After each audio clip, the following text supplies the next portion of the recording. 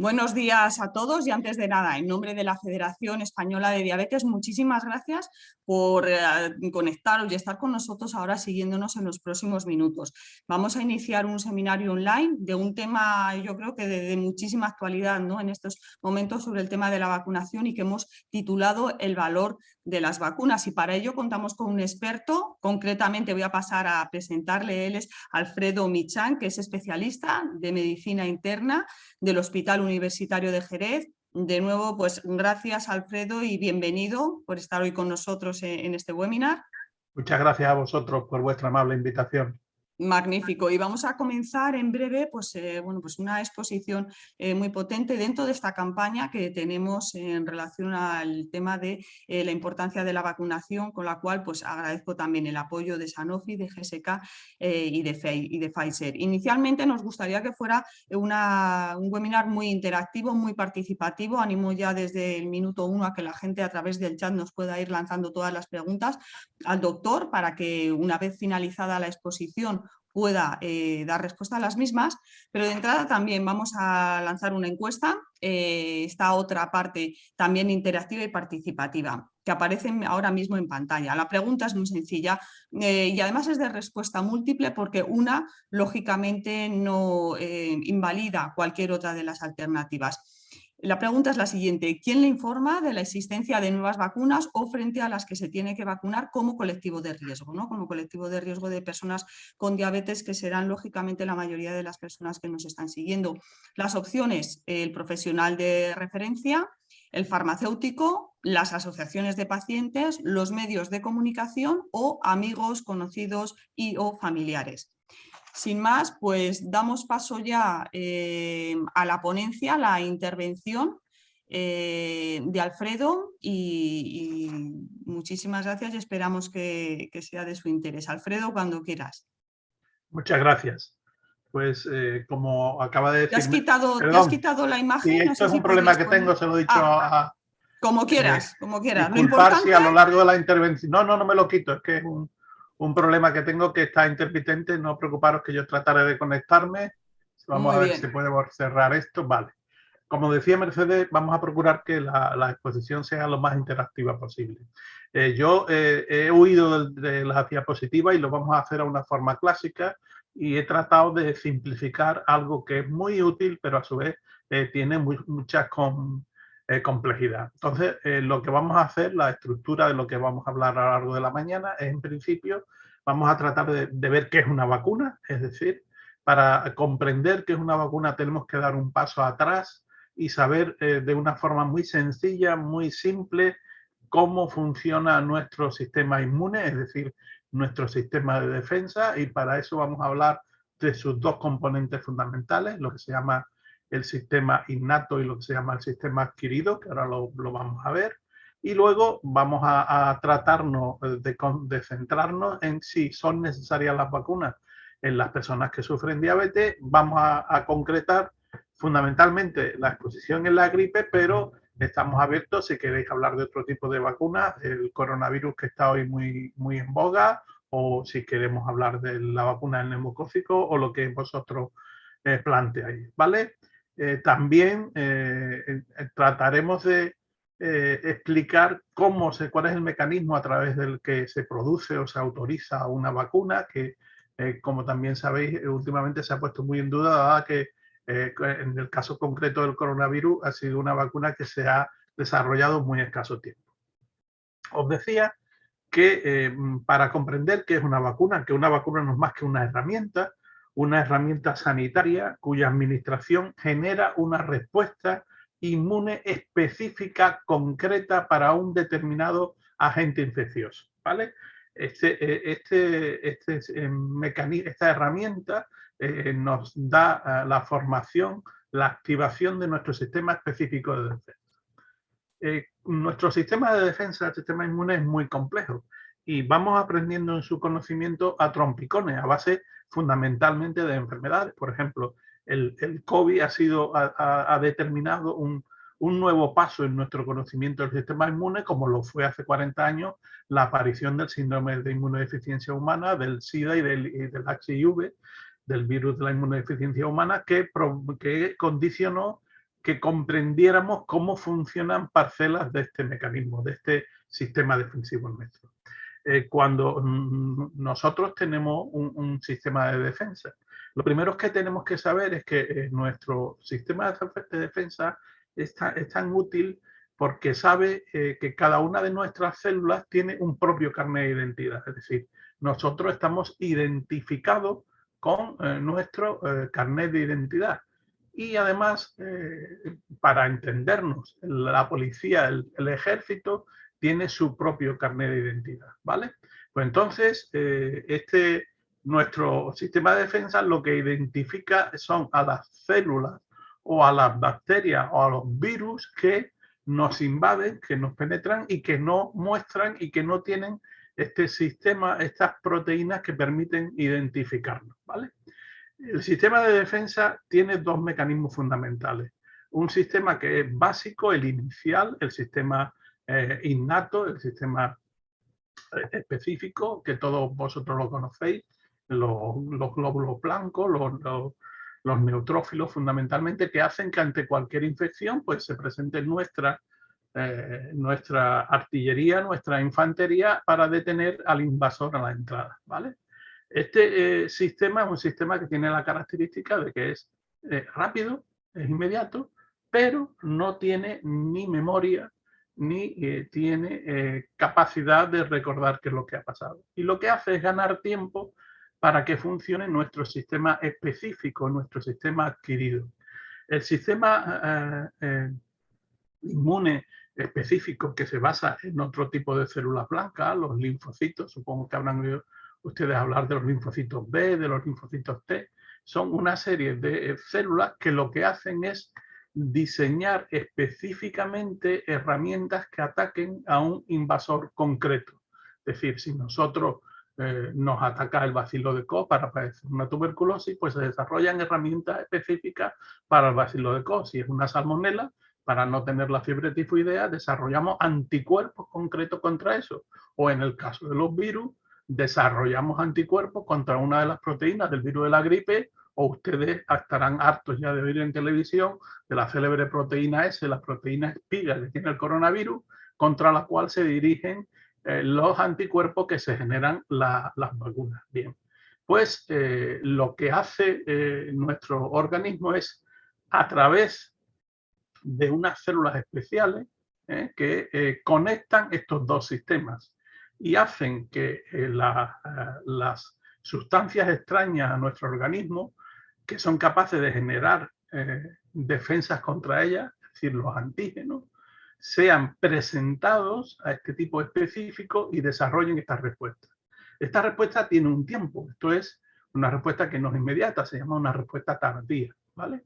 Entonces, lo que sí tiene la gran ventaja es que una vez que nosotros hemos desarrollado un cañón específico para el tipo de tanque que nos está invadiendo, por las características del tanque, de su estructura o de su defensa, nosotros diseñamos la bala específica. Una vez que la tenemos específica, ya tenemos en nuestra memoria guardada cómo se produce, de tal forma que la próxima vez que nos invada ese tipo de tanque, nosotros somos capaces de atacarle específicamente, con lo cual la respuesta será entonces inmediata. La respuesta secundaria será inmediata. Es decir, en resumen, tenemos una primera respuesta innata, inmediata, sin memoria, que es general, mientras que tenemos una segunda respuesta que es específica, que requiere tiempo, pero que genera memoria.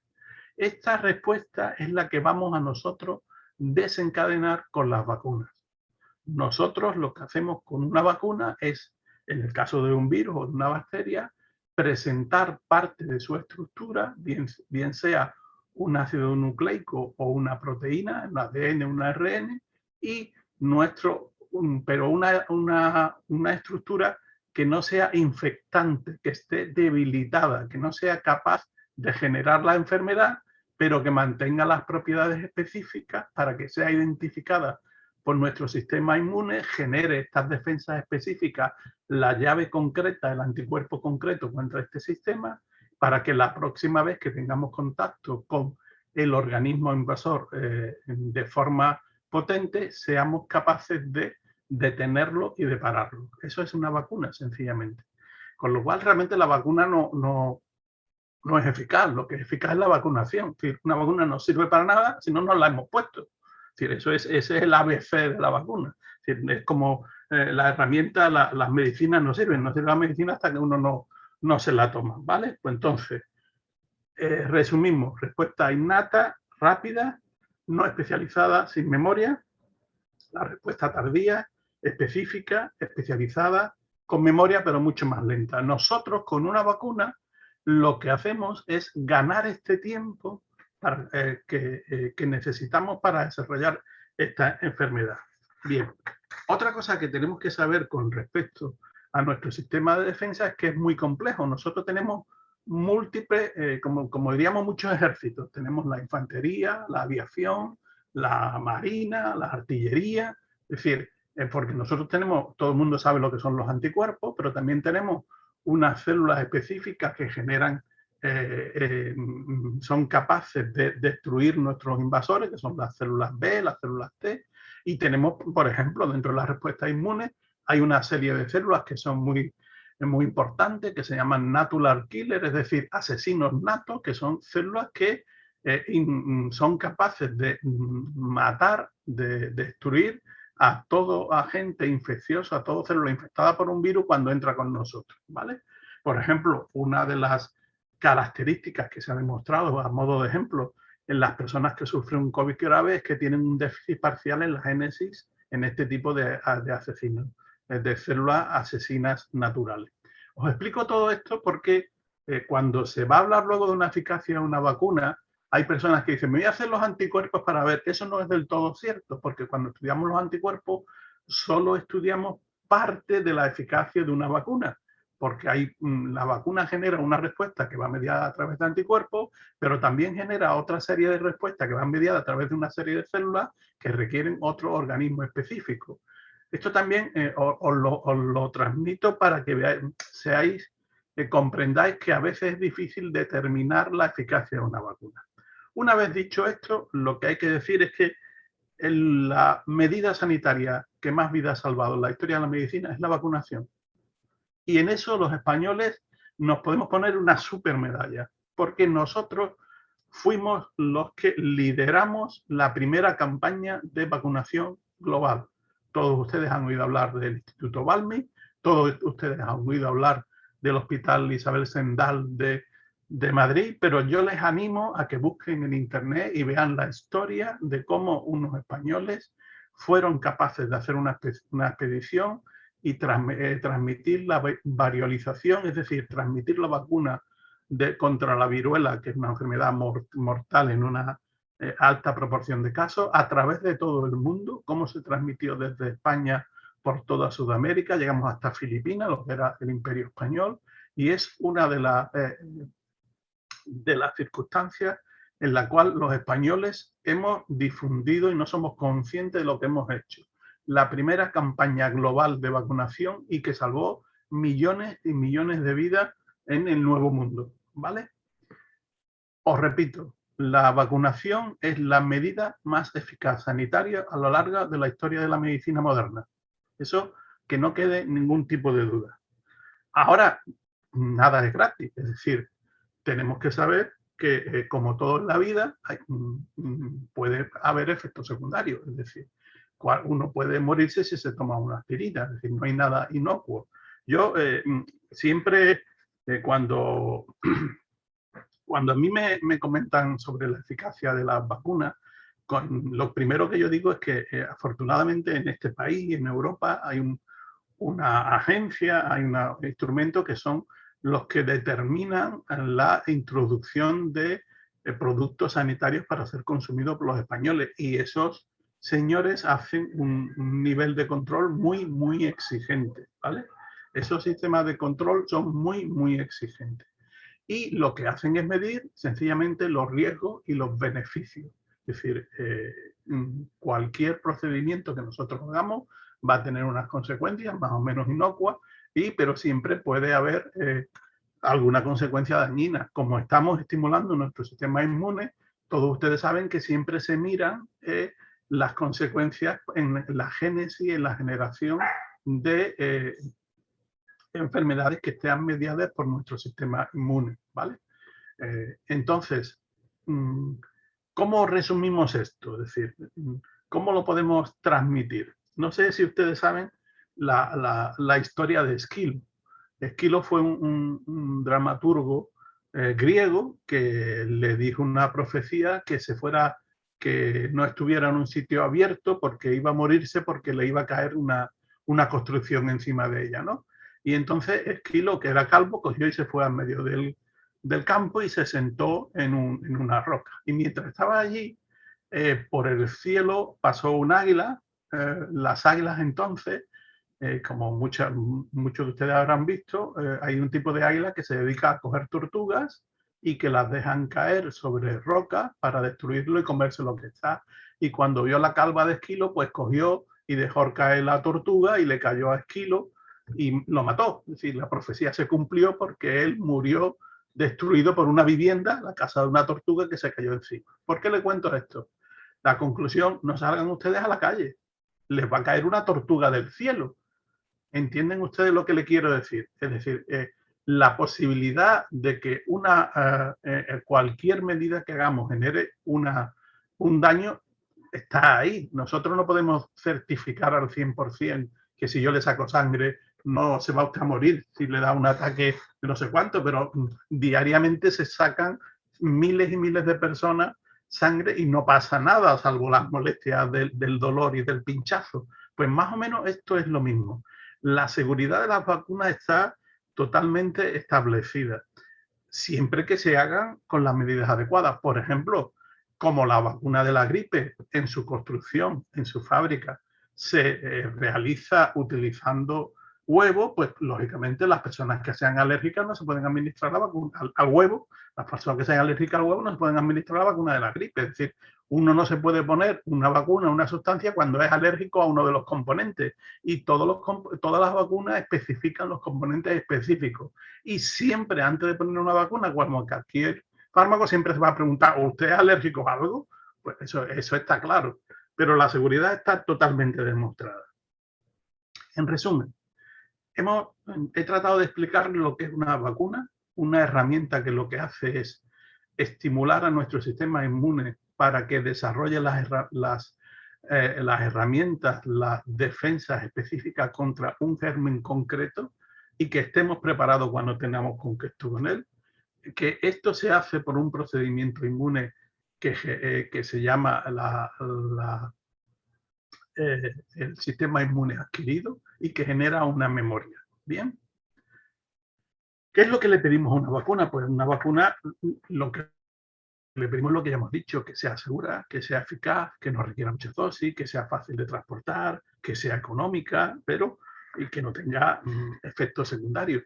Todos ustedes han conocido por los medios de comunicación toda la polémica que ha habido porque hay determinadas vacunas que tienen que estar a menos 80, menos 20 y esto para nosotros lo podemos articular y no es difícil, pero hay sitios que no van a llegar y mientras todo el mundo, toda la humanidad no esté vacunada concretamente contra el coronavirus, la posibilidad de que se genere una cepa nueva y volvamos a sufrirla está ahí. Bien. Hemos hablado de lo que es una vacuna, hemos hablado de lo que es el sistema inmune, hemos hablado de las propiedades de una vacuna. ¿Cómo se hace una vacuna? Una vacuna tiene, yo antes de entrar con ustedes estaba hablando con Mercedes hay muchas personas que han dicho, vamos a ver cómo en el coronavirus se ha hecho una vacuna en apenas un año cuando hay vacunas que tardan 20, 30 años. Salk estuvo toda su vida para desarrollar su vacuna contra la polio, ¿no? ¿Y esto por qué ha sido tan inmediato? Pues porque ha habido una coincidencia de determinadas circunstancias. Para hacer una vacuna hace falta una serie, como cualquier producto sanitario, hace falta unas fases de investigación. Hay una fase preclínica en la cual se identifica las características del componente inmunogénico, es decir, la sustancia que va a dar lugar a que se genere la respuesta inmune, y se establece la seguridad en modelos animales. Bien, esa es una primera fase preclínica. La segunda fase clínica, es decir, que se establece en personas humanas, tiene a su vez 4 fases, de las cuales las 3 primeras son antes de la comercialización. La primera es tratar de averiguar cuál es la dosis necesaria de la vacuna y establecer la seguridad del producto. Eso se hace aproximadamente en 100 personas sanas, no enfermos, para establecer la dosis. Las fases 2 y fase 3 lo que tratan es de confirmar la dosis, de confirmar la seguridad y la vía de administración, y la fase 3 de establecer la seguridad. Para que se hagan ustedes una idea, la fase 3, la fase 2 se hace con 200, con 500 personas, mientras que la fase 3 ya se manejan cifras de 4 o 5.000 individuos. Habrá, como ustedes pueden conocer, hay efectos que pasan con una frecuencia, si hay un efecto que pasa con una frecuencia de 1 cada 10.000 personas, puede que aparezca en esta primera fase de 4 o 5.000 o puede que no aparezca. Por eso es tan importante la aparición de casos raros. Por eso cuando aparece un síndrome de Guillain-Barré en la vacuna en Brasil, se paraliza toda la vacuna, porque claro, siempre que hay 2 cosas que pasan simultáneamente, es decir, yo administro la vacuna y pasa algo, estamos ante 3 posibilidades: que sea causa o que sea consecuencia, o bien lo que se dice técnicamente que sea un epifenómeno, que son 2 cosas que han pasado por casualidad. Es decir, y entonces hay que establecer, hay una serie de mecanismos para establecer la causalidad. Es decir, que una cosa está producida por la vacuna, un efecto está producido en la vacuna. Con esto le quiero transmitir de que realmente, como con la mayoría de las medicaciones, nosotros, cuando una medicación sale al mercado, se ha establecido, como les comento, se ha probado en 4 o 5.000 personas y luego a lo mejor al año siguiente dice, pues esta enfermedad produce un tipo muy raro de enfermedad en el colon que no sé qué, no sé cuánto, y se retira. ¿Cómo es que ha pasado esto? Porque claro, ese efecto secundario de cualquier fármaco, la frecuencia es menor. Piensen ustedes el número de personas que han sido vacunadas en España, que estamos hablando de millones, y de la seguridad y de los efectos que ha pasado. De hecho, hay estudios que demuestran que algunos de estos efectos secundarios que se preveían, que se trataban de correlacionar con la vacuna, cuando se analizan, hay un estudio danés muy bonito con la vacuna del coronavirus, lo que demuestra es todo lo contrario, de que la vacuna también protege, vamos, no sabemos si es causa-consecuencia, sino que la incidencia de esta enfermedad, que de por sí se da en una población, es menor. Estoy tratándole todo esto de explicarle para que ustedes sepan la seguridad con la cual se establece una vacuna. Y como les decía, está la fase 4, que es la fase por comercialización, en la cual se siguen vigilando los efectos de una vacuna. ¿Por qué la vacuna del coronavirus últimamente se ha hecho tan rápido? Primero porque se ha hecho con una tecnología nueva, con la tecnología del ARN mensajero. Y en segundo lugar, fundamentalmente porque estas fases se han solapado. Y lo que es más importante, las industrias farmacéuticas, antes de hacer un fármaco, esperan a tener todos los resultados para empezar a montar la fábrica. En este caso, las fábricas de las vacunas para el coronavirus se empezaron a construir al mismo tiempo que se estaba haciendo la investigación.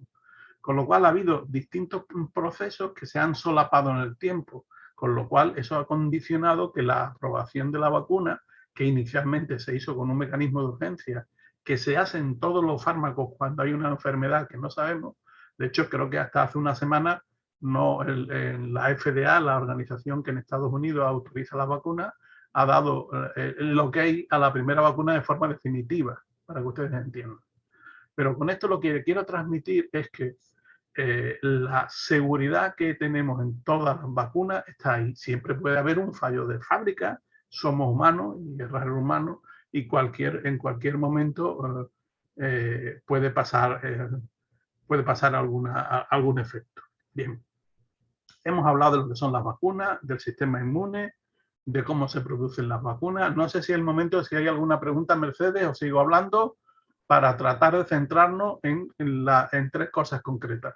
En principio sí que hay una, si quieres aclararlo, una persona nos ¿vale? está comentando que había pues una duda en relación a lo que no le había quedado claro.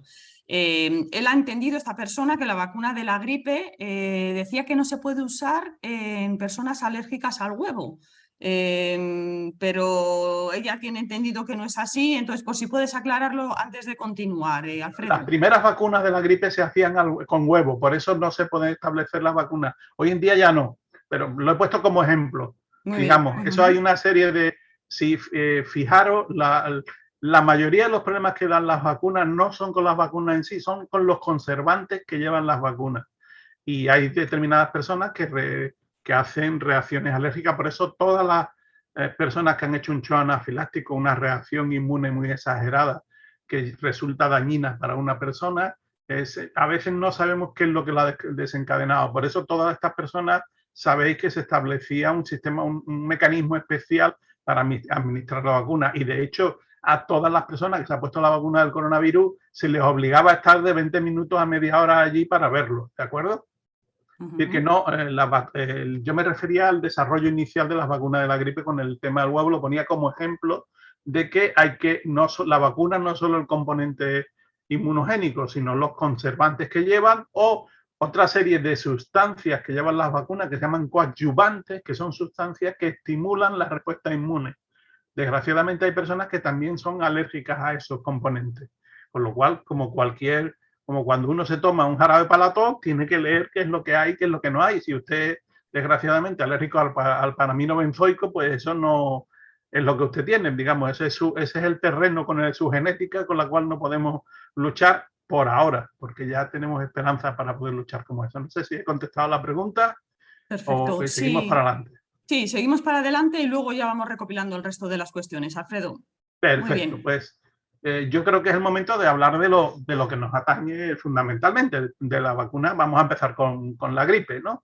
Bien, uno de los problemas que tenemos para establecer la eficacia de las vacunas es que realmente en el caso concreto de las personas como vosotros que sufrís de diabetes, es que no tenemos lo que nosotros los médicos llamamos ensayos clínicos, estudios específicamente diseñados para esto. Hay una serie de estudios que se hacen en población general y luego se adaptan y demás.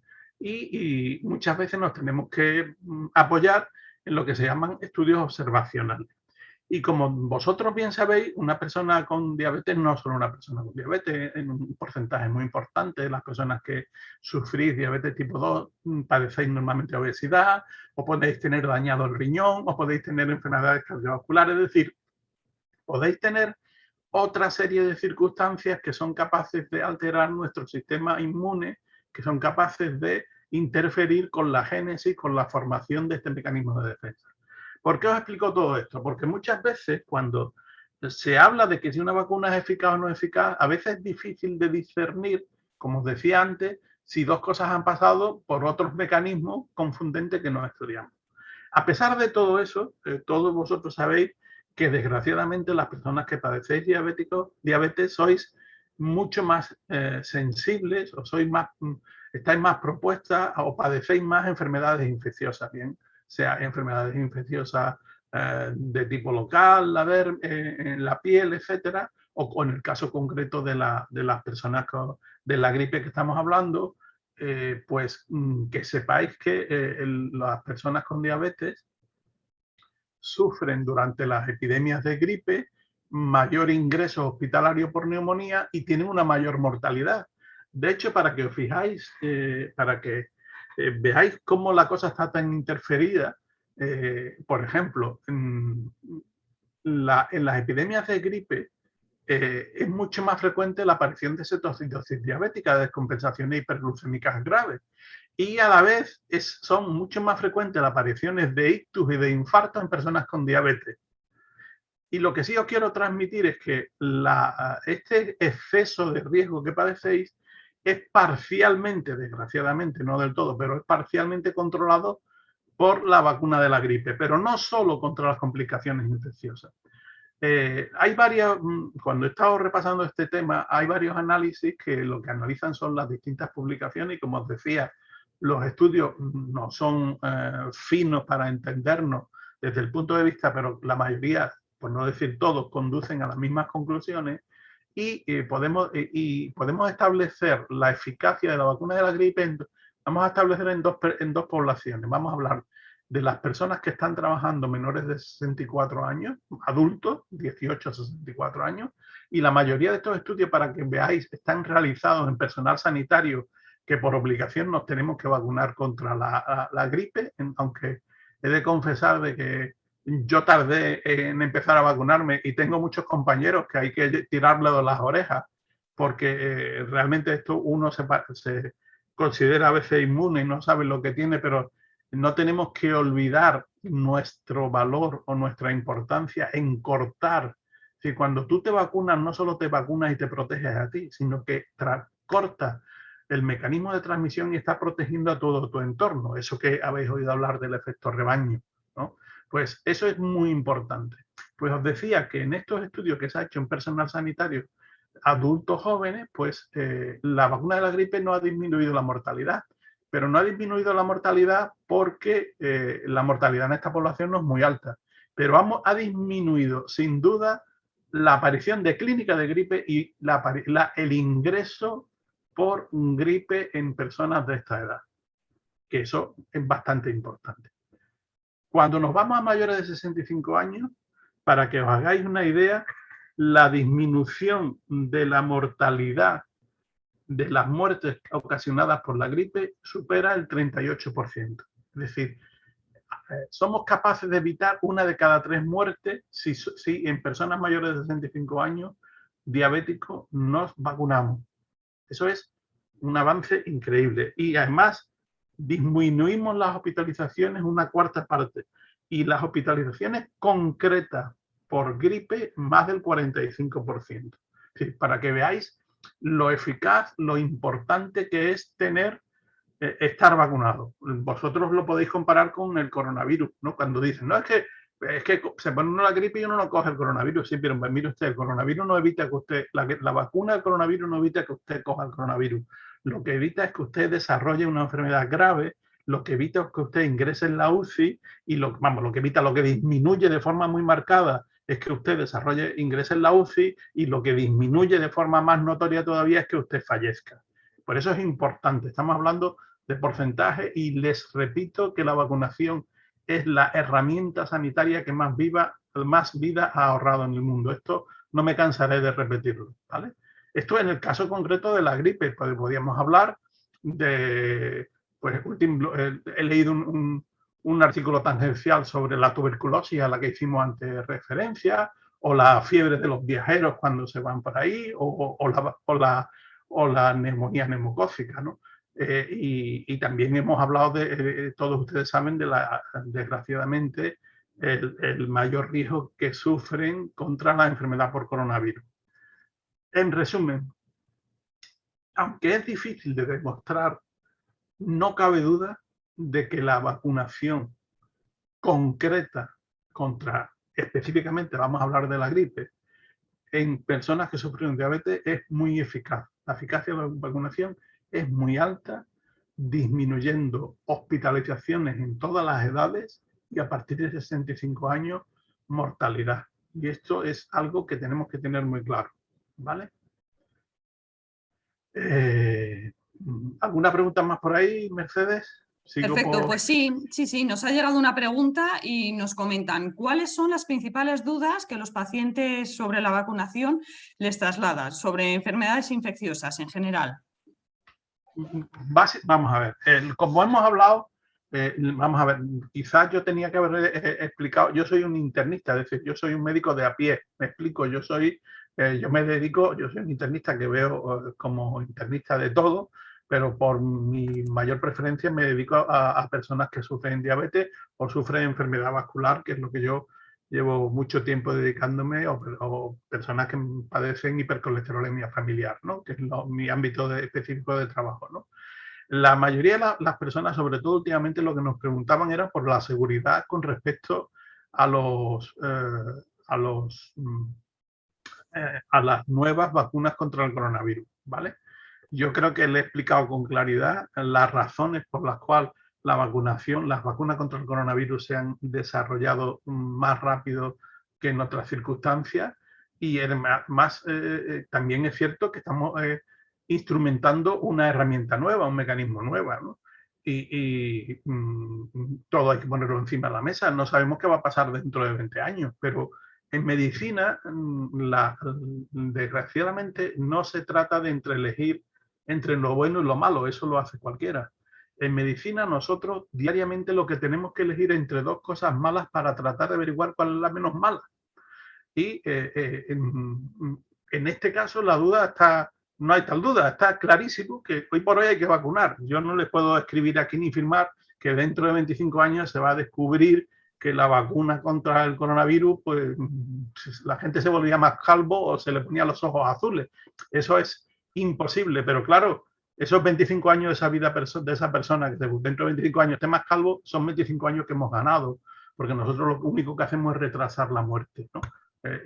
Cuando podemos, desgraciadamente no siempre. ¿Por qué les explico todo esto? Les explico todo esto porque seguridad 100 no se la va a dar nadie. Es decir, esto está claro, esto es, no salgan a la calle que le va a caer la tortuga y se van a morir con la tortuga. Pues imagínense, ¿no? Pues, o le va a caer un rayo, ¿no? Que hay personas, muchas personas que mueren por rayo en este país. Tortugas, no sé si ha habido alguna más que haya fallecido en los miles de millones que llevamos. Seguro que ha habido, pero que no está registrada, ¿no? Las preguntas que nos suelen hacer es fundamentalmente sobre seguridad. Hay muchas personas que tienen miedo a los pinchazos. Eso es, la tripanofobia está ahí, y hay muchas personas que no, y ustedes muchos lo saben porque hay muchos fármacos nuevos muy eficaces contra la diabetes que desgraciadamente muchas personas no se la administran porque tienen pánico cerval a que le pinchen, no solo insulina sino otros fármacos. Pero eso es así, pero en este caso es uno nada más. Yo tengo mis miedos particulares, a mí me dan miedo a las alturas, pero si tengo que subir a una altura para hacer algo, sepan ustedes que lo he hecho ya. Sí, porque hay que valorar lo que uno tiene que hacer. Así más preguntas no, que yo sepa, no hacen más. Tampoco estoy yo en primera línea de vacunación. También nos están preguntando, y ya más concretamente en relación también a la pregunta que hemos lanzado al principio, ¿no?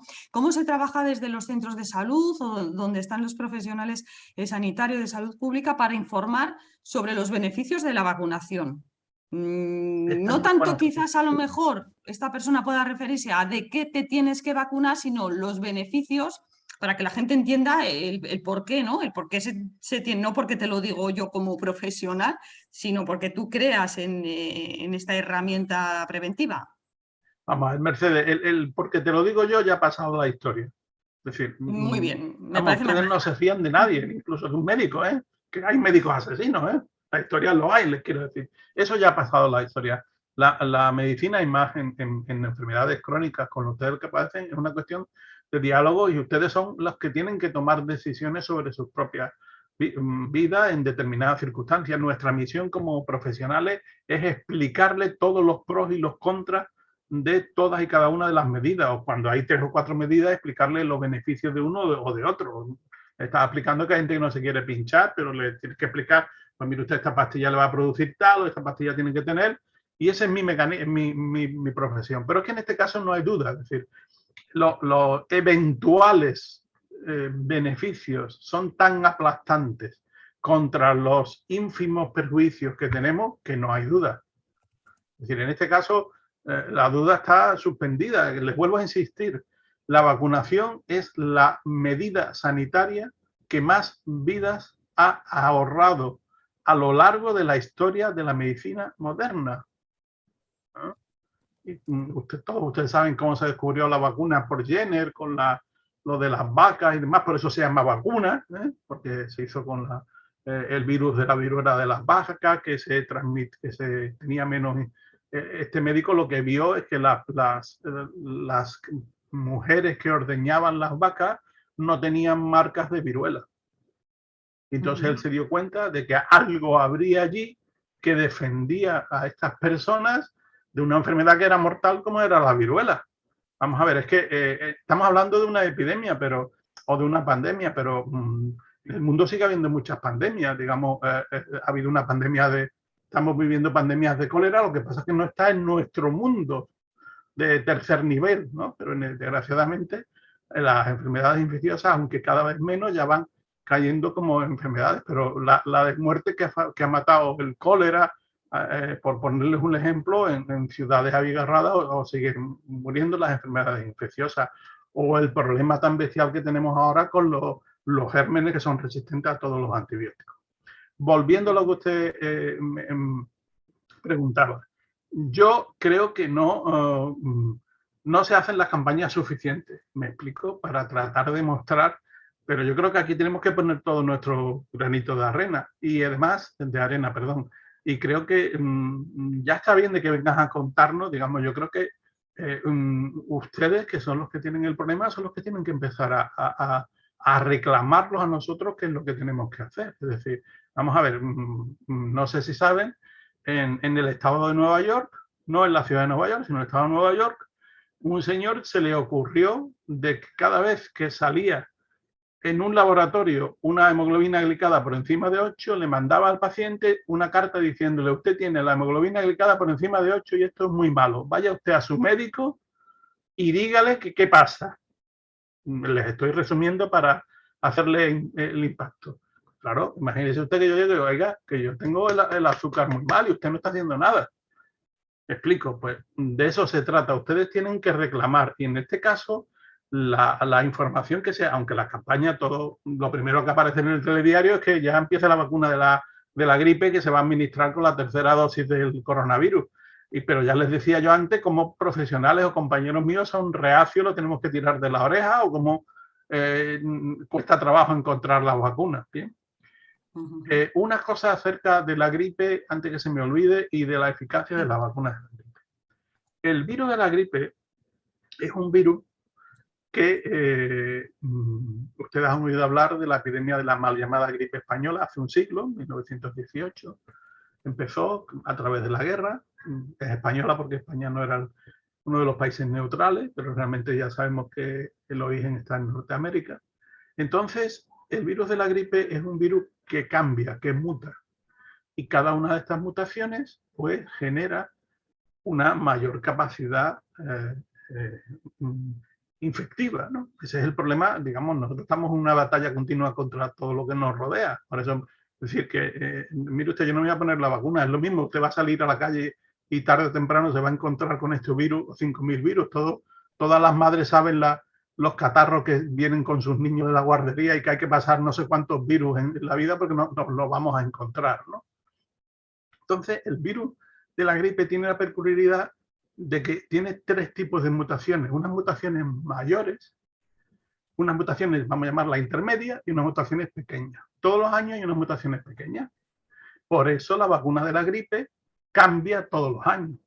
Porque lo que se hace es que, como la gripe, saben ustedes que es una enfermedad estacional y que empieza en el hemisferio sur, lo que hace la OMS es estudiar cuando aparecen los nuevos casos de la gripe en el hemisferio sur, busca los serotipos, es decir, lo que ha cambiado ese virus de la gripe, coge los 3 más frecuentes y con eso hace la vacuna. Por eso la vacuna tarda un tiempo en hacerse. Pero eso no quiere decir que cuando yo coja la gripe 6 meses más tarde aquí en España sea el mismo tipo del que han hecho en Australia o en Argentina, para que ustedes me comprendan. Por eso se cogen 3. Las vacunas suelen ser trivalentes, porque se trata de abarcar el mayor amplio espectro de los cambios que ha habido, ¿vale? ¿Por qué les explico esto? Porque estamos en un año muy especial. Estamos en un año en el que el año pasado no ha habido gripe, entre comillas.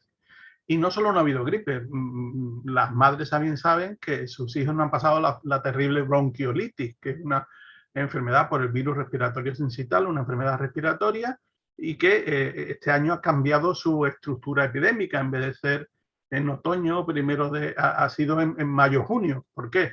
Porque todos nosotros hemos estado protegidos con nuestra mascarilla. Si ustedes viajan a Japón, que saben que es un país muy crowded, con mucha gente, muy aglomerado, con muchas aglomeraciones, pues les llamará la atención. No se le ocurra estornudar en público, eso es una falta de educación tremenda. Y todo el mundo ven con sus mascarillas porque todo el que está acatarrado lo primero que hace es ponerse la mascarilla.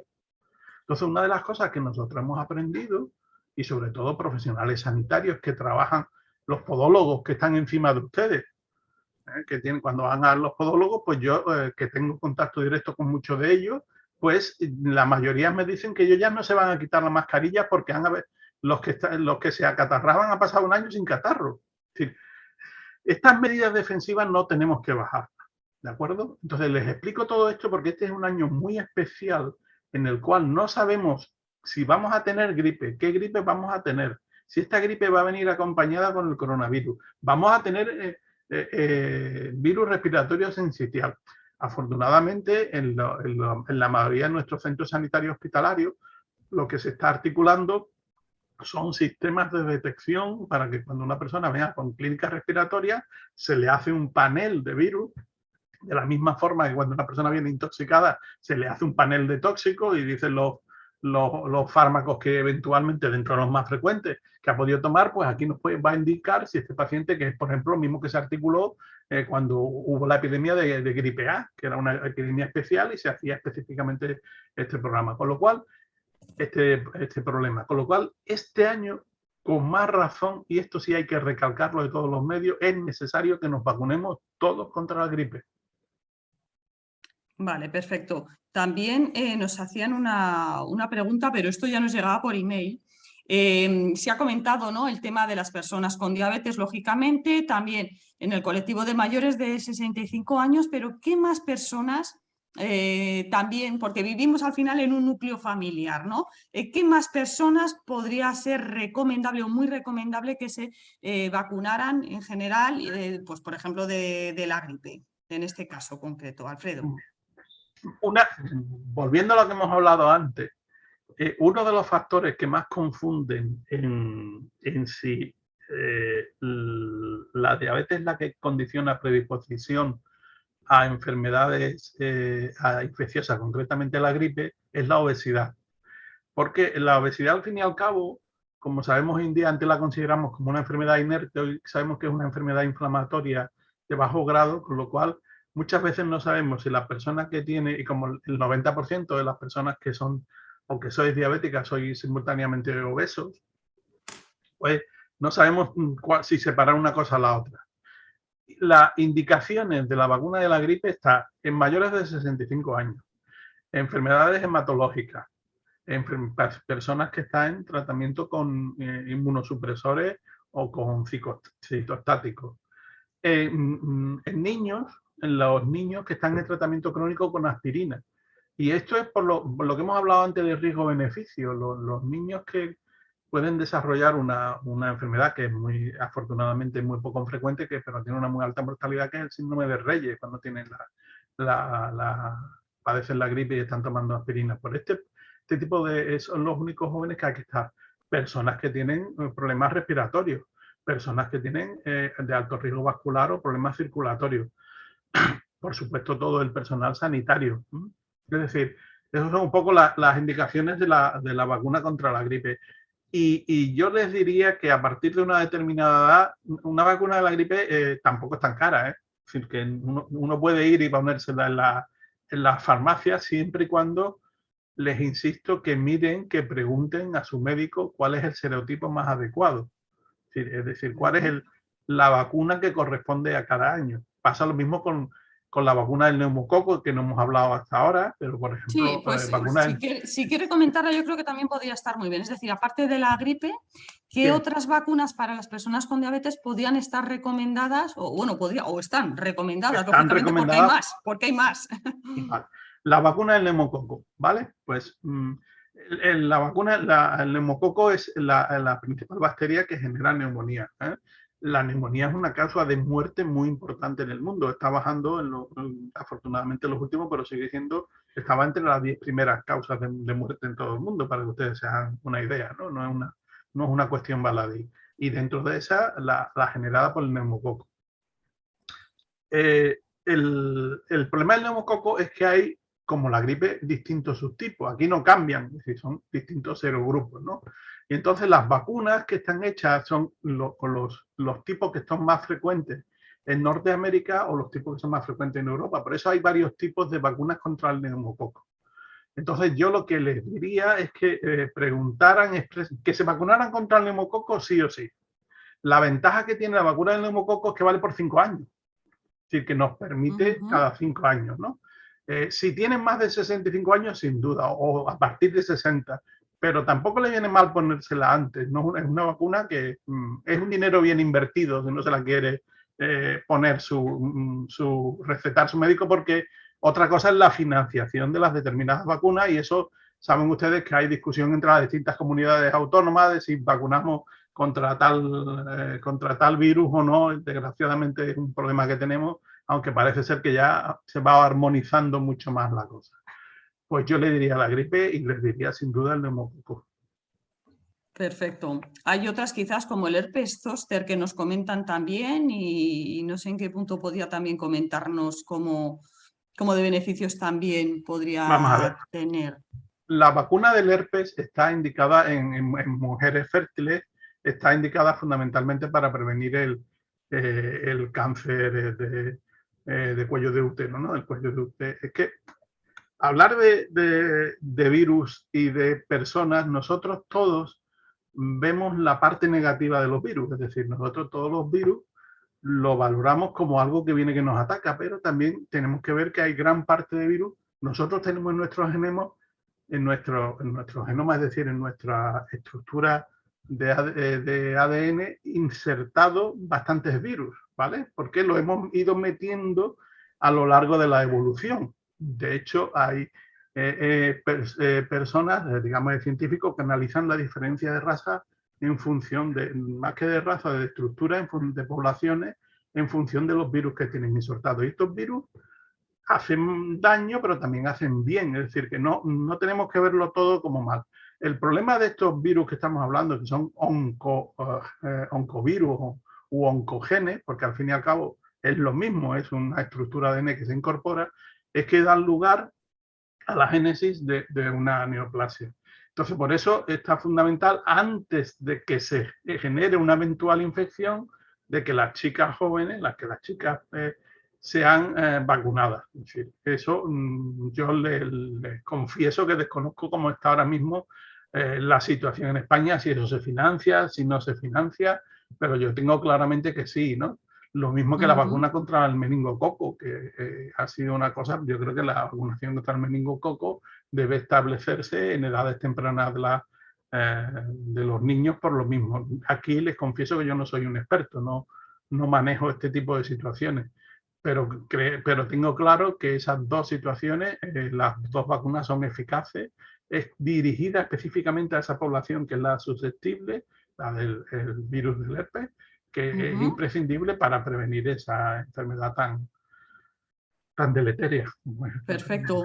Nos llevaba también, bueno, yo creo que ha quedado muy claro, ¿no? De la importancia de la vacunación, pero en el caso de que una persona, bueno, pues aunque lo tuviera decidido, bueno, no llega a tiempo y se infecta, ¿no? Sí que y tiene diabetes. ¿Qué es lo que puede, lógicamente, bueno, pues repercutir a nivel de salud, los máximos problemas y complicaciones que podría tener?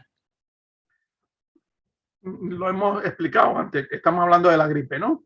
Sí, concretamente. ¿Cómo puede, pues, por ejemplo, en el control de la glucosa, etcétera, o qué más consecuencias podría tener? Claro. Vamos a ver, como les decía, en resumen, le trataba de explicar al principio. Las personas con diabetes tienen un mayor riesgo de ingresar por neumonía asociada en el contexto de la gripe, tienen una mayor probabilidad de fallecer por gripe, tienen una mayor propensión a desarrollar descompensaciones hiperglucémicas, cetoacidosis, y además no sabemos estrictamente por qué, en el curso de las epidemias de gripe, las personas con diabetes se sube la incidencia de ictus y de infarto. Y sabemos que las personas que están vacunadas disminuye todos estos riesgos en determinadas poblaciones, no de forma homogénea, como les he dicho antes. El riesgo pues, es de 2 veces mayor o de 4 veces mayor. No son riesgos desdeñables, son riesgos muy elevados, con lo cual el eventual beneficio es muy alto. Es que aquí no hay discusión posible.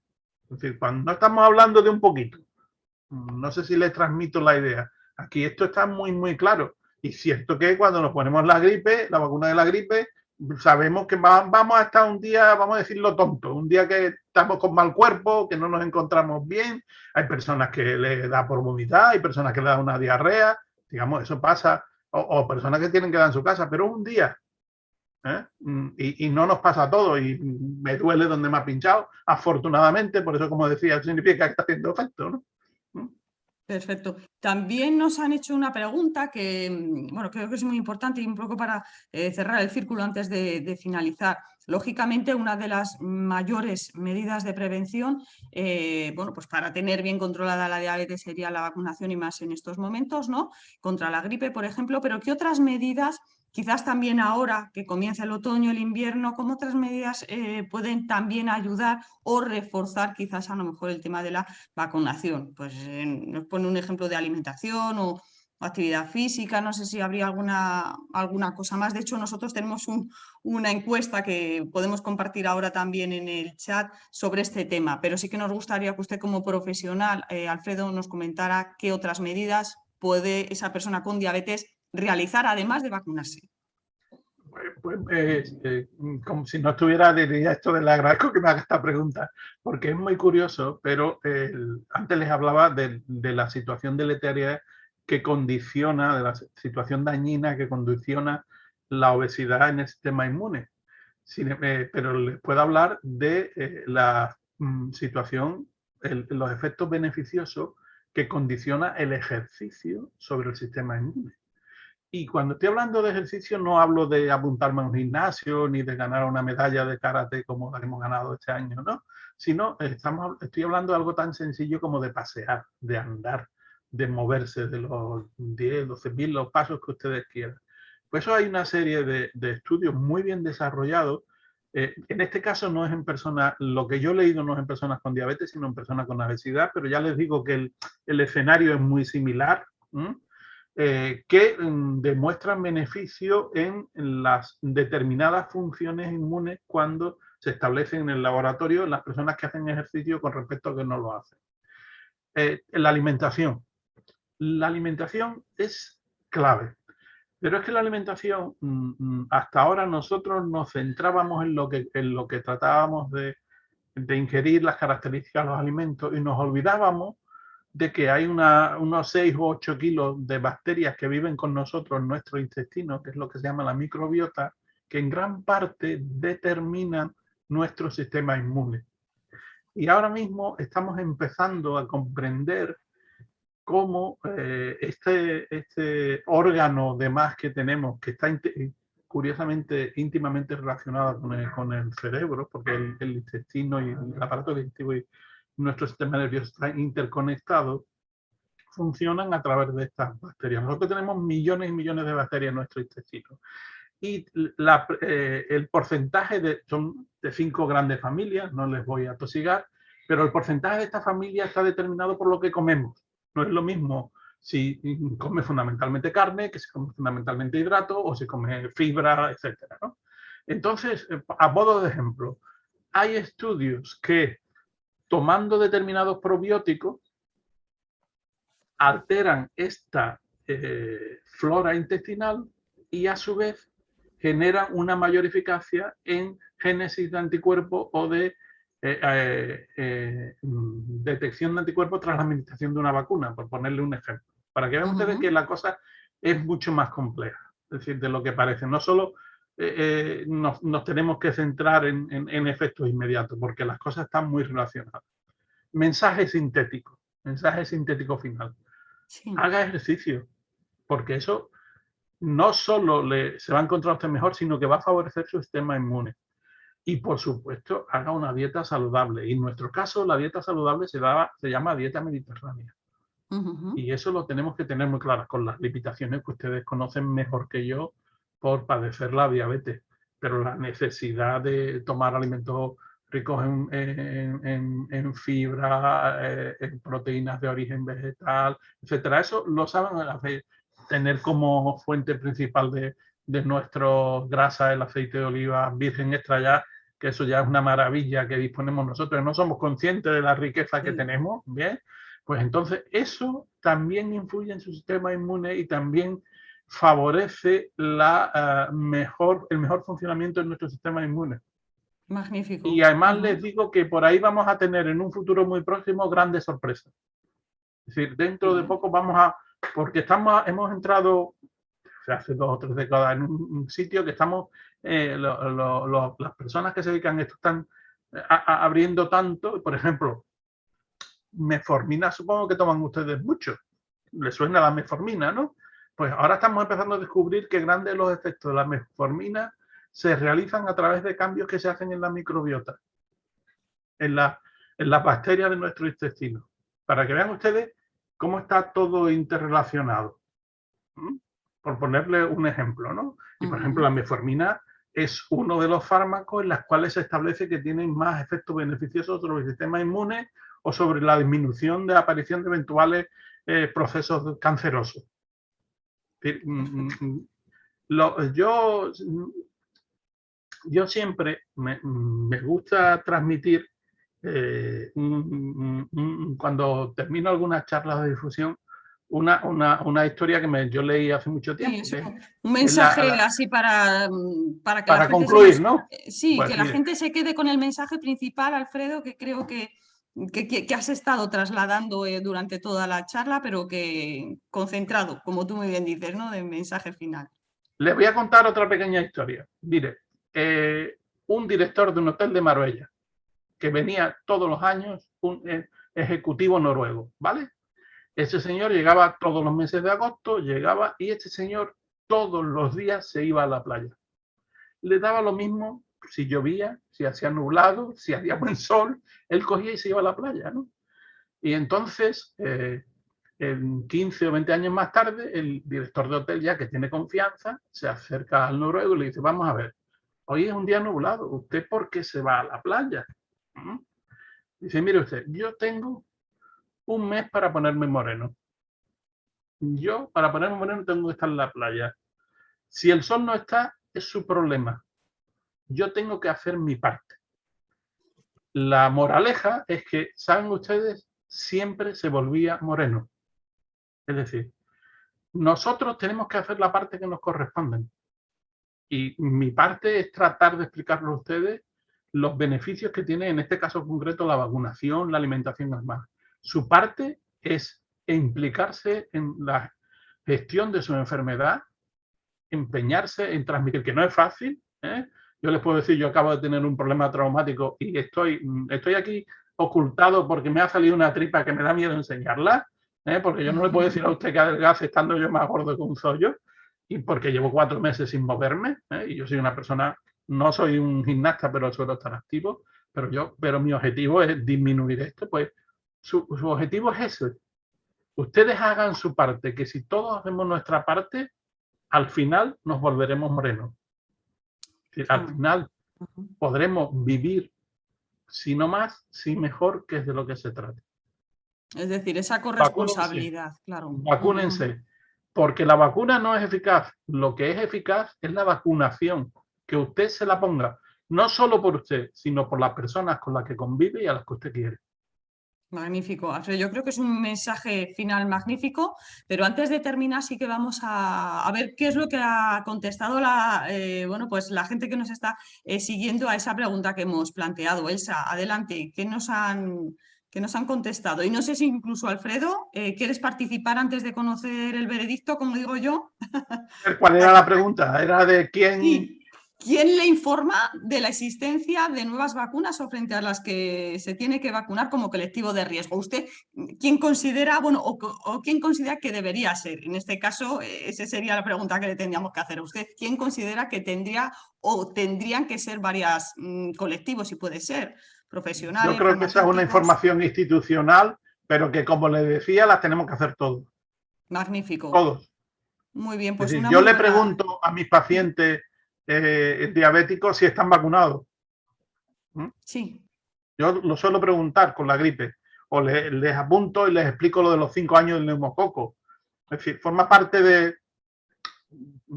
Todos saben que desgraciadamente nuestro límite es el tiempo, ¿no? Entonces yo les explico a mis pacientes que les tengo que hablar de la vista, de los pies, del no sé qué, que ellos me lo recuerden cuando vengan. Es decir, que la próxima vez que usted venga me diga, doctor Michan, quedó en que me tenía que explicar lo del pie, porque yo hoy te voy a explicar lo que es esto, la tensión, pero la próxima vez, porque es que no es imposible, ¿no? Es imposible, ¿no? Un trabajo Que en más equipo. quisiéramos. Muy Pero bien. una de las cosas sistemáticas que yo tengo es, de mis preguntas clave, desde que nos vimos, ¿ha tenido alguna bajada de azúcar? ¿La vacuna de este año se la ha puesto? ¿Sí? Eso, por ejemplo, son las preguntas claves que yo tengo como ítem que no se me olvidan. Magnífico, pues esperemos que el resto de los profesionales sanitarios también en esta línea. Elsa, ¿qué ha contestado la mayoría de las personas que nos están siguiendo? Adelante. Bueno, pues con un 50% voy a compartir los resultados para que los podáis ver todos, porque con un 50% han contestado profesional de referencia, con otro 50% los medios de comunicación y con un 25% las asociaciones de pacientes. Gracias, Elsa. Recordamos que es una respuesta, son respuestas múltiples, es decir, que varias personas han podido contestar a varias de las alternativas. Bueno, la verdad es que lo de los medios de comunicación, verdad, Alfredo, puede estar bien siempre y cuando sean bueno, pues campañas institucionales también, que quizás sea importante. Esperemos que sea esa la fuente de referencia y sin más, darte de nuevo las gracias. La verdad que me ha encantado. Contaremos contigo, lógicamente, para más intervenciones, no lo dudamos. Y de nuevo, gracias. Gracias también a las personas que nos han seguido, a las entidades que nos han apoyado, GSK, Pfizer y Sanofi. Y sin más, hasta la próxima jornada. Muchísimas gracias y buenos días. Gracias a vosotros por vuestra confianza. Nos vemos. Hasta luego.